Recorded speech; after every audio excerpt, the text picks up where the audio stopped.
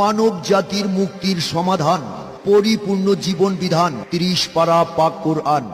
দুনিয়ার সকল কেরামত আল্লাহ তাআলা তার 6666 আয়াতের মধ্যে দিয়ে দিয়েছেন। হযরত মাওলানা রহমাতুল্লাহ শাহ, যিনি মাত্র 7 বছর বয়সে কোরআনের হাফেজ হন, এরপর দীর্ঘ 7 বছর ভারতের জামিয়াতুল রাজা মাদ্রাসায় কোরআন ও হাদিসের উপর লেখাপড়া করে এলেমে আলেম লাভ করেন।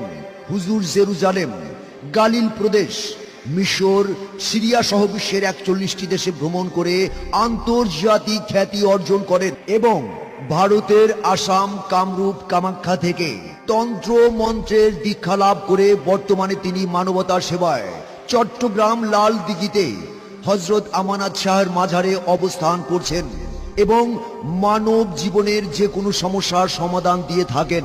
দুজনের ফ্যামিলি কেউই মেনে নিচ্ছিল না। তারপর আমিও আমার বয়ফ্রেন্ডকে নিয়ে হুজুরের দরবারে আসি। হুজুরের তাদবির গ্রহণ করার পর পারিবারিকভাবে আমাদের দুজনের বিয়ে হয়। আমি একজন গৃহিণী। আমরা দুজনকে ভালোবেসে পছন্দ করে বিয়ে করেছিলাম। খুব সুখী ছিলাম আমরা। হঠাৎ আমার সংসারে কি জানি হয়ে গেল। আমার হাজবেন্ডের মন বসে না সংসারে, আমার দিকে খেয়াল করে না। আমি কি করব ভেবে পাচ্ছিলাম না।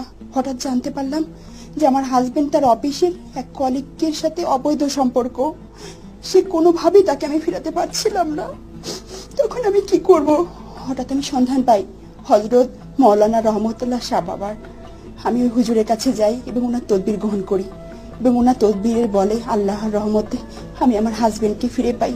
এখন আমরা খুব ভালোভাবে সুখে শান্তিতে সংসার করছি।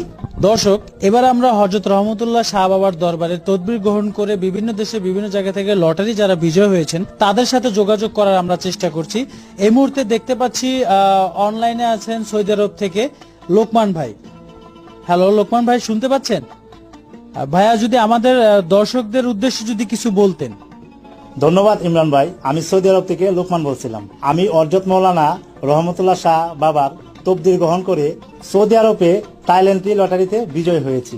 আমি হযরত মাওলানা রহমতুল্লাহ শাহের তদবিরে কুয়েতে, থাইল্যান্ডে লটারি বিজয় হয়েছি। আমি মালয়েশিয়া থেকে আরিফ হাসান বলছি। আমি হযরত মাওলানা রহমতুল্লাহ শাহ বাবার দরবার থেকে তদবির গ্রহণ করে আমি মালয়েশিয়ান 60 লটারিতে বিজয় হয়েছি এবং আমি হুজুরের দীর্ঘায়ু কামনা করছি। মনের মানুষকে কাছে পাওয়া, অবাধ্য সন্তানকে বাধ্য করা। হুজুর কাজের আগে কোনো পারিশ্রমিক বা হাদিয়া গ্রহণ করেন না। আপনার তদবিরে সফলতা পেলেই হুজুরের এতিমখানা, মসজিদ বা মাদ্রাসায় যথাসাধ্য সহযোগিতা করবেন। মানব সেবাই হুজুরের মূল লক্ষ্য। দরবারে আমানত শাহ, লাল দিঘি, চট্টগ্রাম।